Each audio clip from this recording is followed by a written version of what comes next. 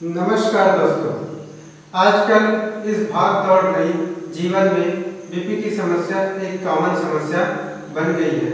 इस समस्या को हम आज योगासनों के माध्यम से किस प्रकार से क्योर कर सकते हैं, आइए हम लोग इसको समझते हैं।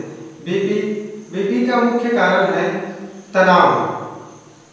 तनाव जो है मुख्य कारण है, और हमारा खराब जीवन शैली, अच्छी डाइट का ना होना, और ये जेनेटिक भी होता है, और योगाभ्यास का ना होना, ये बीपी के मुख्य कारण है। आज सभी लोग हाई ब्लड प्रेशर, हाइपरटेंशन से ग्रसित हैं। वैसे तो मेडिकल साइंस में इसका कोई समाधान नहीं है, इसको कोई क्योर नहीं किया जा सकता मेडिकल साइंस में, लेकिन हम लोग योग के माध्यम से इसको क्योर कर सकते हैं।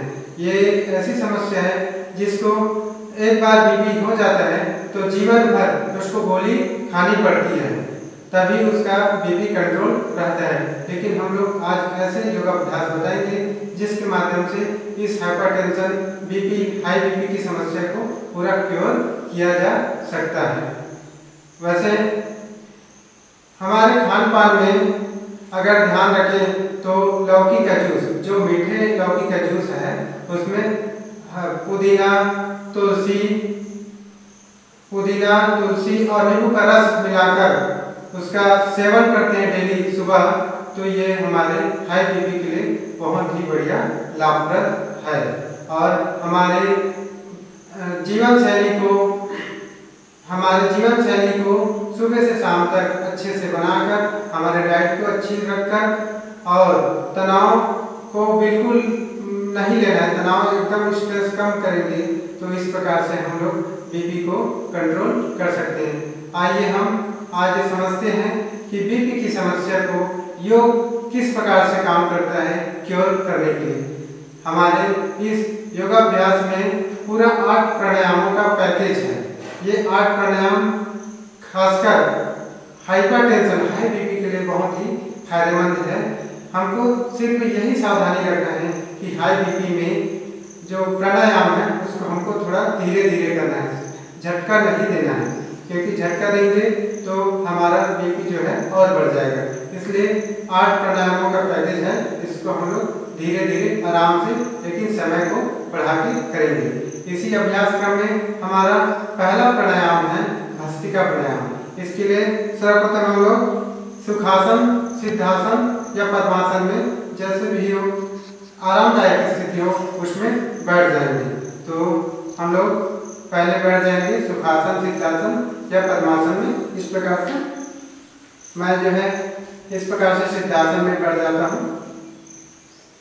उसके बाद स्थिति जो है ध्यान मुद्रा में रखेंगे। ध्यान मुद्रा में स्थिति, कमर सीधा, रीढ़ की हड्डी सीधा, चेहरा बिल्कुल सामने। सर्वप्रथम हम लोग इसी अभ्यास क्रम में भस्त्रिका प्राणायाम का अभ्यास करते हैं। इन सभी अभ्यासों को हम लोग धीरे धीरे और लंबे समय तक करेंगे, तभी हमको हाई बीपी के लिए फायदेमंद होगा। हमारा पहला अभ्यास है भस्त्रिका प्राणायाम। इसमें लंबे गहरे सांस फेफड़े में भरना है। लंबे गहरे सांस फेफड़े में इस प्रकार से भरना है।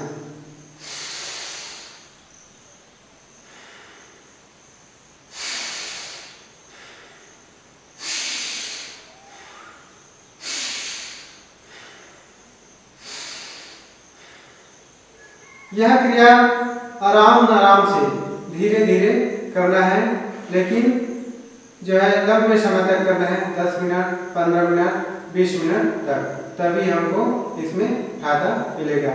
ध्यान में रखना है कि यह क्रिया धीरे धीरे आराम से करना है। इसी में हमारा दूसरा अभ्यास है कपालभाति का। कपालभाति प्राणायाम में लंबे गहरे सांस नाक से टुकड़े टुकड़े में छोड़ेंगे। ध्यान में रखना है कि इसमें शरीर में झटका नहीं देंगे। इस प्रकार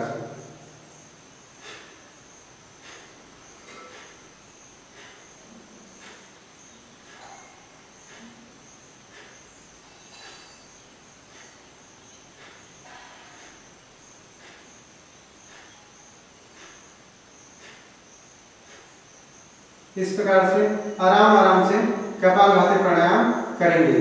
इसको भी 20 मिनट, 25 मिनट, आधे घंटे तक करना है आराम से। हमारा इसी अभ्यास क्रम में तीसरा प्राणायाम है अनुलोम विलोम का। अनुलोम विलोम प्राणायाम में सबसे पहले हम लोग दाहिने हाथ से दाहिने नाक बंद करके बाएं नाक से लंबा गहरा सांस भरेंगे इस प्रकार से।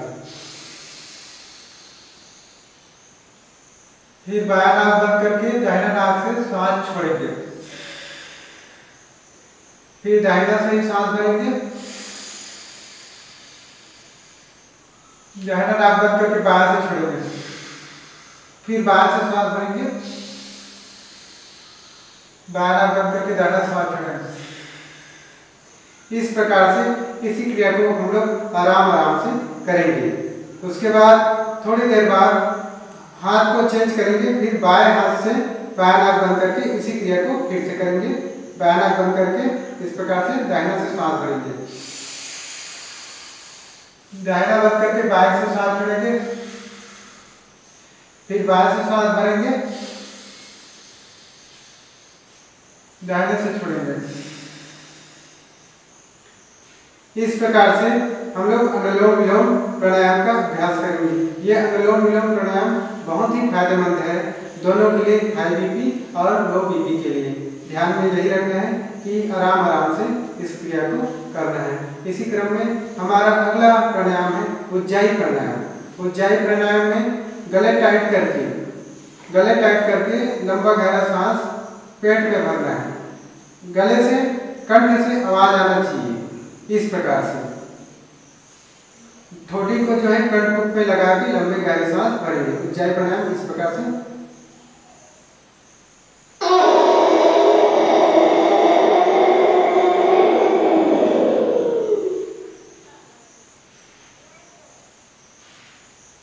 थोड़ी देर सांस रोकने के बाद दाहिना नाक बंद करके बाएं नाक से सांस छोड़ देंगे।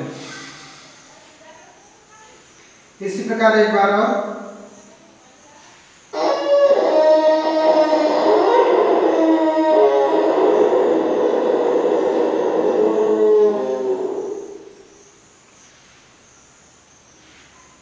थोड़ी देर रोकने के बाद दाहिना नाक बंद करके बाएं नाक से सांस छोड़ देंगे। इस प्रकार से इस क्रिया को भी आराम आराम से लेकिन लंबे समय तक करेंगे, तभी हमको बीपी के लिए फायदा मिलेगा। इसी अभ्यास क्रम में हमारा अगला प्राणायाम है भ्रामरी प्राणायाम।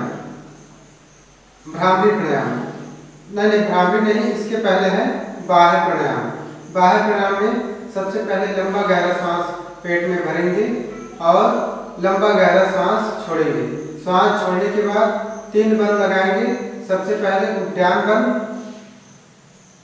सबसे पहले जालंधर बंद, उद्यान बंद लगाएंगे।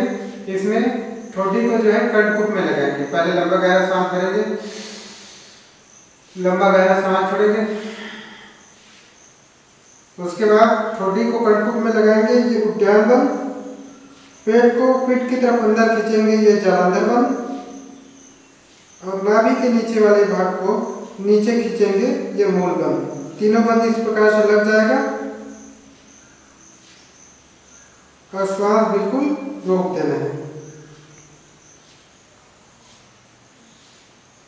कुछ समय रोकने के बाद धीरे से फिर श्वास भरना है। जब श्वास भरेंगे तो तीनों बंद इस प्रकार से छूट जाएगा। इस प्रकार से बाह्य प्राणायाम का अभ्यास करेंगे।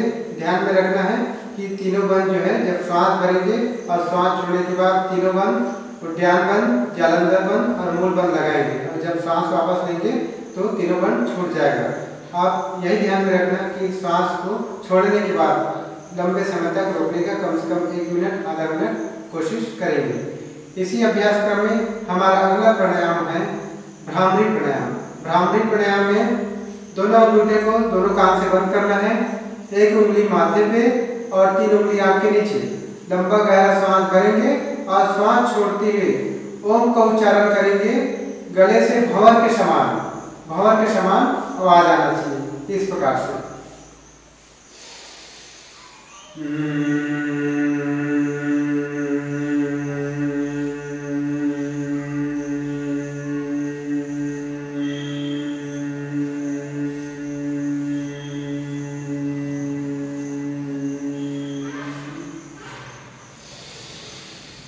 इस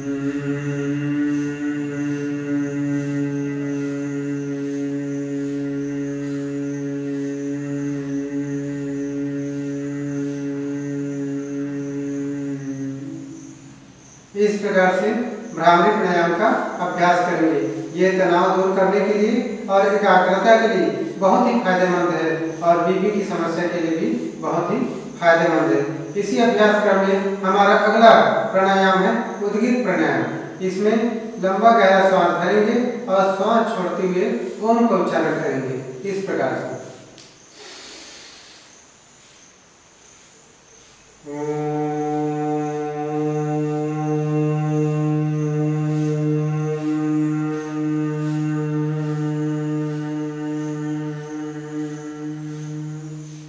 इस प्रकार से उद्गीत प्राणायाम का अभ्यास करेंगे। इसको भी 10 मिनट 20 मिनट अभ्यास करेंगे। हमारा अगला और आखिरी प्राणायाम है प्रणव प्राणायाम। प्रणव प्राणायाम 8वां हमारा प्राणायाम है। इसमें इस प्रकार से हल्का सांस लेंगे और हल्का सांस सामान्य सांस लेंगे और सामान्य सांस छोड़ेंगे। इसमें ध्यान में यही रखेंगे कि हम लोग अपनी सांस को दृष्टा बनकर एक अनुभव करेंगे इस प्रकार से।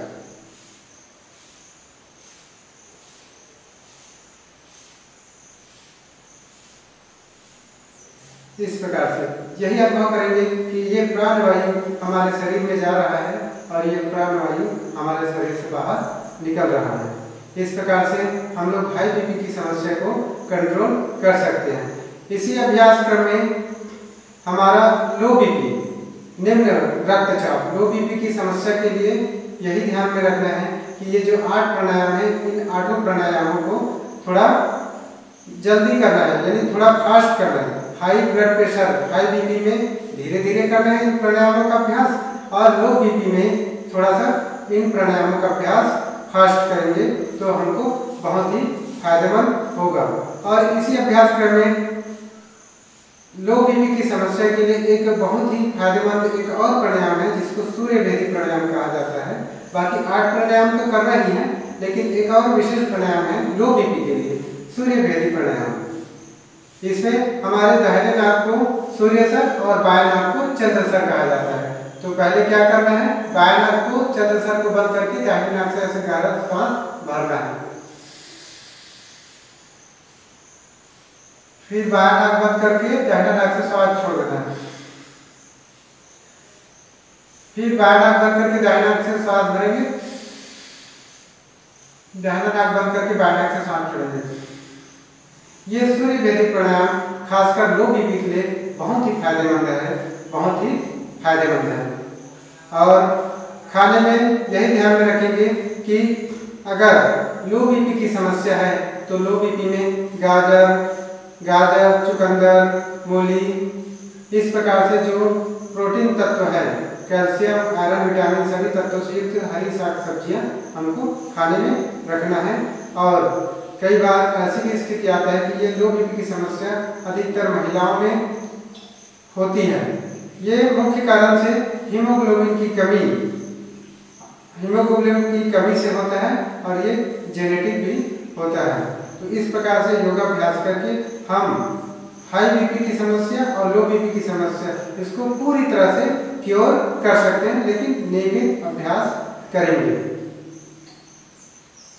हमारा yoga with Acharya YouTube channel में इस प्रकार की जानकारी आपको कैसा लगा कमेंट करके जरूर बताएं, साझा करें, सब्सक्राइब करें। आप सभी के लिए मंगल कामनाओं के साथ नमस्कार।